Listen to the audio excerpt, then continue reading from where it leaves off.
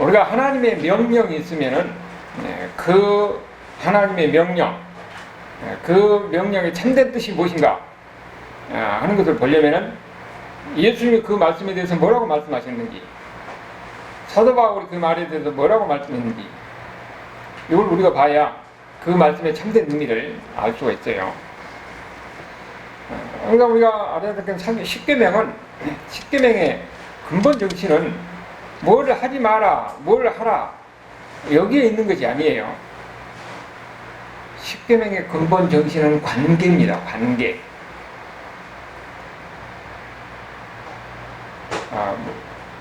도둑질하지 말라, 살인하지 말라, 가늠하지 말라, 이렇게 말하고 있는데 본격적으로 의미는 뭐예요?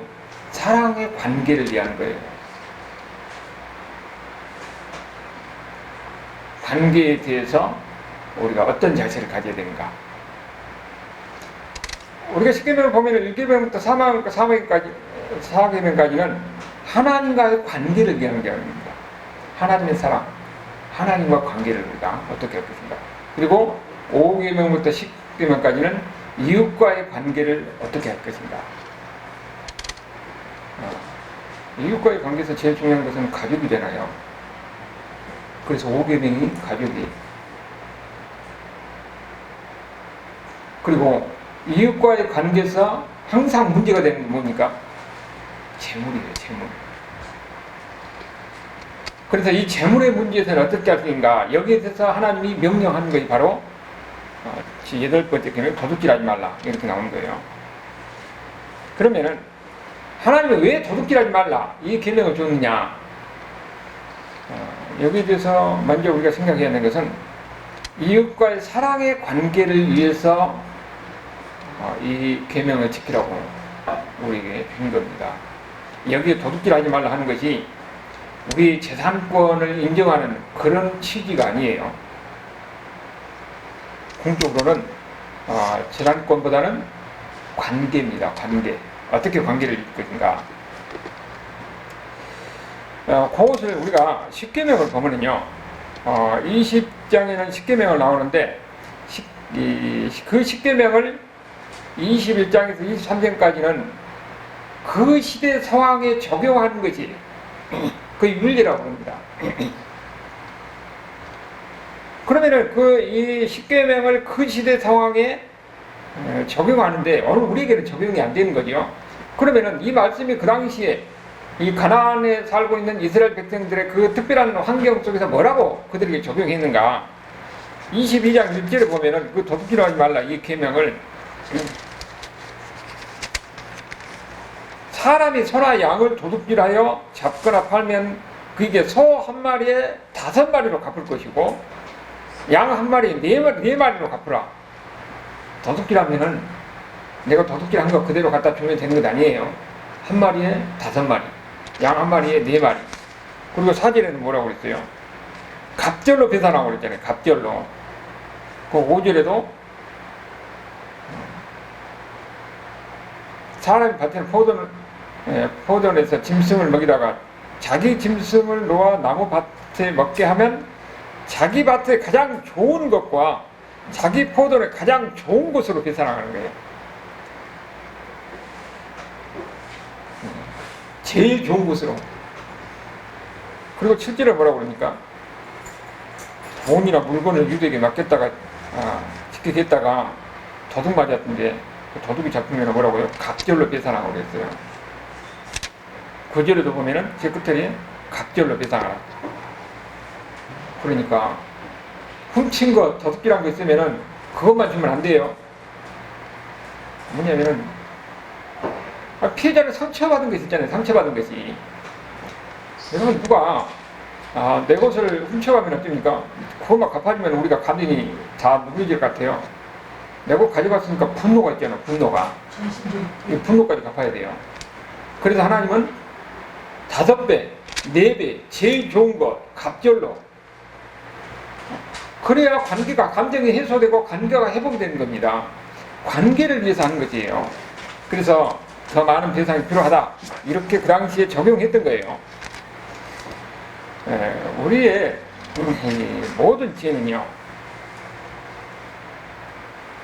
항상 하나님에 관한 관계예요.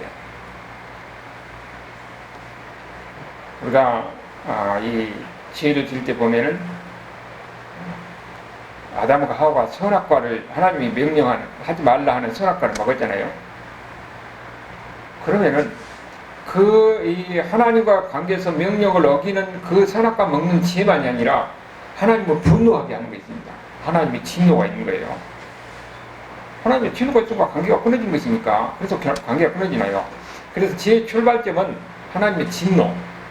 그 진노 때문에 관계가 끊어진데, 그러면은 하나님과 관계를 회복하기 위해서는 어떻게 하느냐? 죄값만 갚은 것이 아니고 하나님의 진노를 누구를 때리는 게 있어야 돼요. 그래서 필요한 것이 예수님의 십자가입니다. 예수님의 십자가는 하나님의 진노가 예수님의 부어지잖아요. 그래서 하나님의 진노를 누구를 때려서 관계를 회복하는 겁니다. 그래서 예수님의 화목제물로 제물이 된 거예요.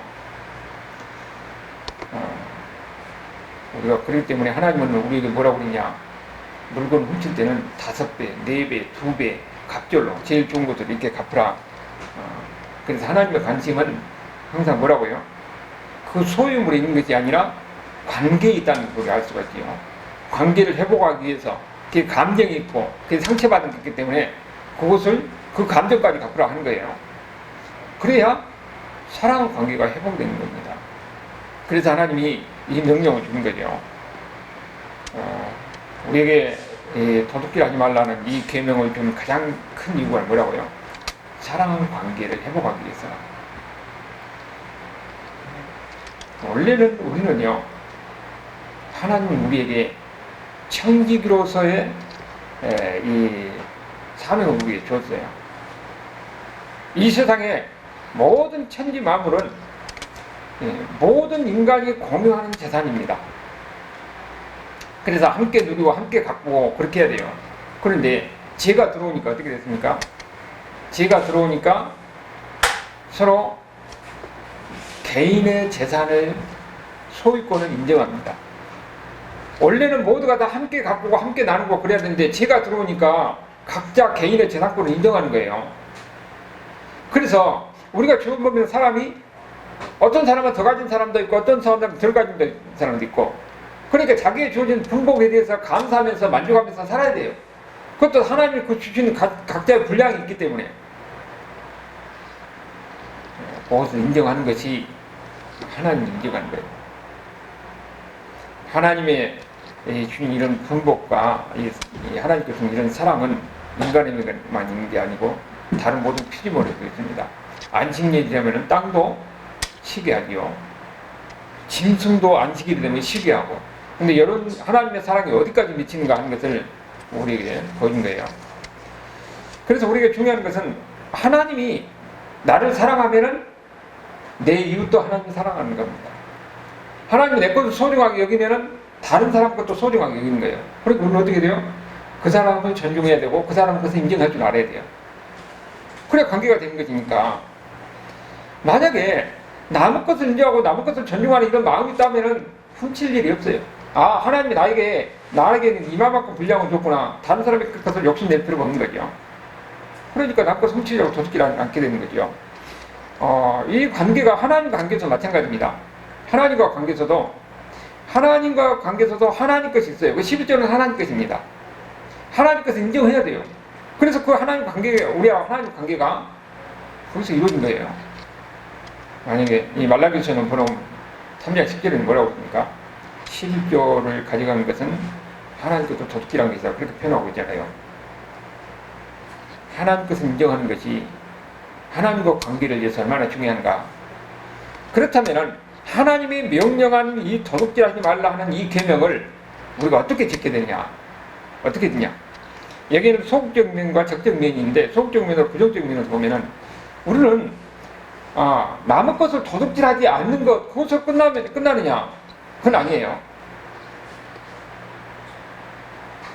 여기에 보면 여러 가지로 이야기할 수가 있는데, 직접적으로 도둑질하지 않는 것뿐만 아니라 어떤 상거래 관계에서 약속을 지키지 않는 것도, 그것도 이 도둑질하지 말라는 계명을 어긴 것이 됩니다.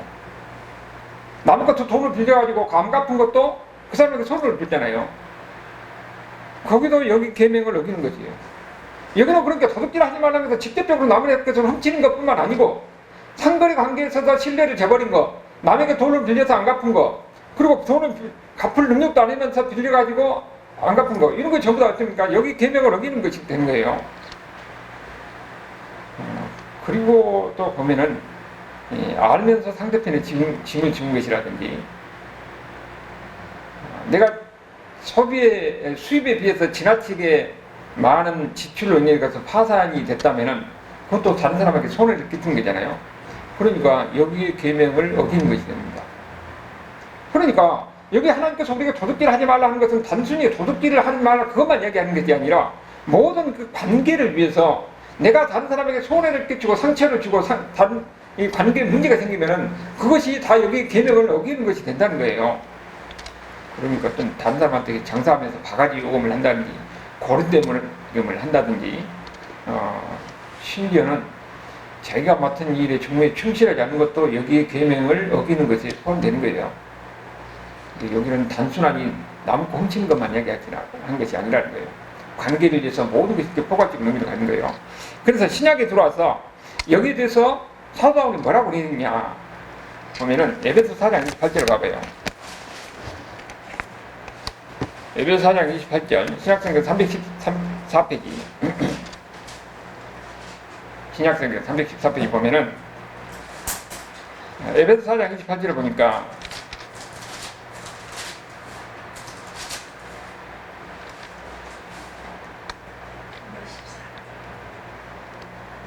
자, 다 같이 한번 읽어봅시다. 도둑질하는 자는 다시 도둑질하지 말고 돌이켜 가난한 자에게 구제할 수 있도록 자기 손으로 수고하여 선한 일을 하라. 여기는 지금 뭐라고 했습니까? 도둑질하는 것은 도둑질하지 않은 것으로 끝나는 것이 아니에요. 가난한 자에게 구제할 수 있도록 자기가 일해가지고 거기에 도우라는 겁니다. 가난한 자를 위해서 구제해야 여기 계명을 제대로 지키는 것이 됩니다.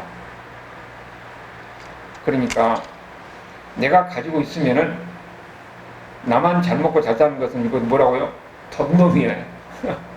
다른 사람에게 은혜를 베풀어서 다른 사람을 도울 수 있어야 돼요. 구체적으로 보면은 이 부자와 나사로 이야기했잖아요.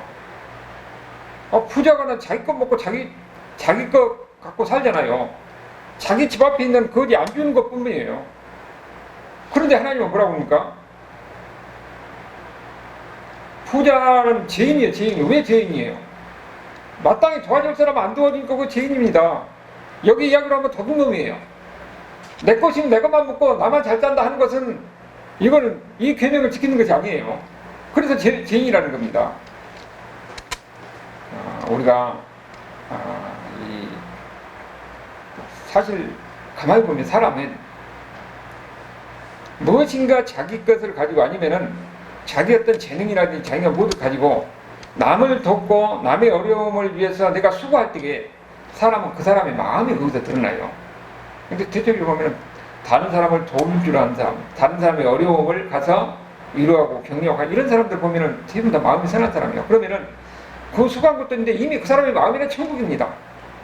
그래서 우리는 하나님의 은혜, 하나님의 천국을 누리려면은 진짜 어려운 사람이 봤을 때는 내가 그냥 외면하는 것이 아니고 그들을 위해서 아픔을 나누고 그들을 위해서 무엇인가 줄 수 있는 마음을 가져야 돼요. 그것이 여기서 말하는 관계를 위해서 하나님의 계명을 우리 제대로 지키는 것이다 하는 것이에요. 그러니까 우리는 항상 어떻습니까?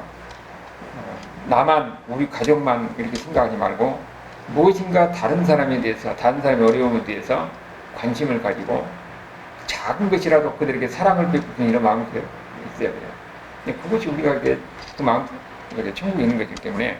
그래서 우리가 이렇게 재물이 있을 때에 먼저 어떻게 해야 되느냐, 이 순서가 있어요. 먼저 하나님 것은 하나님께 드려야 돼요. 하나님께 인정해야 됩니다. 그게 11절이요. 천년에. 그 다음에 하나님께서 나머지는 하나님께 내게 준 것이요. 내가 벌어서 내가 한 것이 아니라 하나님이 줘서 하나님께서 하나님께 인정하고 나머지 하나님께서 준 걸 그걸 가지고 다른 사람을 도울 수 있는 그 단계까지 가야 된다는 겁니다. 내가 다른 것을 훔치지 않았다고 이 계명을 지키는 것이 아니에요. 하나님의 뜻은 무엇이냐? 네가 열심히 일해서 네가 본 소산을 가지고 남을 돕는 데까지 가야 된다는 겁니다. 여러분, 그러면 어떻게 되겠어요? 모든 사람의 관계가 아름다운 관계가 되는 거예요. 행복한 관계가 되는 겁니다. 사랑의 관계가 되는 거예요. 하나님께서 우리에게 이 계명을 준 목적은 모든 사람에게 이런 사랑의 관계를 위해서 한 거예요. 사랑의 관계를 위해서. 그래서 여기서 도둑질 하지 말라. 그러니까 오늘 같은 사이는 저 그러는데, 내가 많이 벌었다고 나 혼자 호의도시 가는 사람은 뭐라고요? 도둑놈이라는 거예요. 하나님의 분복을 가지고 무엇인가 더 해야 돼요. 교회도 여러분, 교회도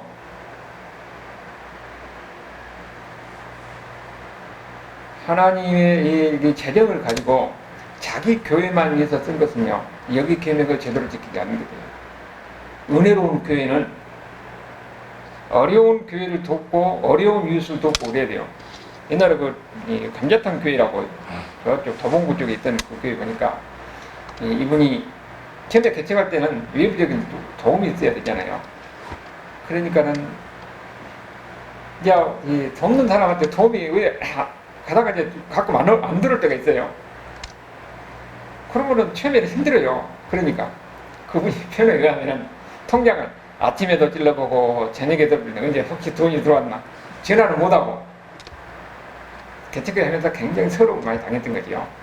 그리고 이제 이번이 어느 정도 교회가 돼가지고 이때는 어떻게 자기 마음대로 나름대로 철칙을 정했어요. 헌금이 들어오면은 이번 주간은 100만 원만 남겨놓고 나머지는 거기 있는 가난한 동네 거기 가서 이렇게 들어가면서 그들을 우리 주자.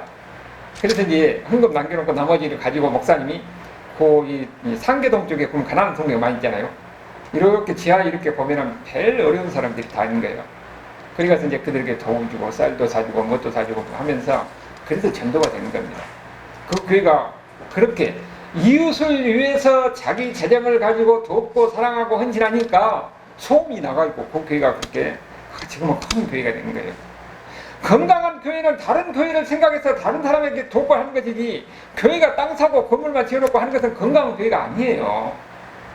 다른 데서 어려운 이웃들을 돕고, 여기는 꼭 교회만이 아니에요. 예수 믿는 사람만이 아니에요. 이 옆에 우리가 살고 있는 주변의 동네들에게 무엇인가 그들의 어려움, 그들의 아픔을 보고 나누고 돕고 섬길 줄 알아야 돼요. 그래야 그 건강한 교회가 되고, 그래서 전도가 되는 거지요. 교회 안에 있는 성도들도 어려움을 성도들을 보고 예매하면 그건 건강한 교회가 아닙니다. 나눠야 돼요. 우리 개인도 마찬가지예요. 우리 개인도 무엇인가 볼 때는 내가 여유가 있으면 같은 다른 사람을 도울 수 있는 게 있어야지, 나만 잘 먹고 나만 잘 산다 이렇게 생각하면은 그것은 여기 하나님의 명령을 어기는 것입니다. 계명을 온전히 지키는 것이 아니에요. 그래서 진정한 뜻은 나 혼자 잘 사는 것이 아니라 함께 더불어 살아가는 것이 하나님의 뜻입니다. 거기에 진짜 하나님의 복이 있는 거예요. 이웃과 더불어 나누고 내 것을 가지고 이웃을 도울 수 있는 사람, 그 사람은 이미 마음에 천국이 있는 사람이고 그 사람의 마음은 풍성한 사람이고 하나님의 은혜로 넘치는 사람이에요. 그런 사람을 통해서 좋은 이웃과의 관계가 되고 하나님 나라가 증거되고 그 전도문이 열린 거지요. 우리도 그렇기 때문에 무엇인가 여기 보면은 꼭 물질만이 아니라 어떤 재능이 될 수도 있고 무엇인가 도울 수 있는 사람이 돼야 돼요. 그런 가운데서 여기에 이 8번째 계명을 도둑질하지 말라, 이 계명, 이 계명을 온전히 지키는 것이 됩니다.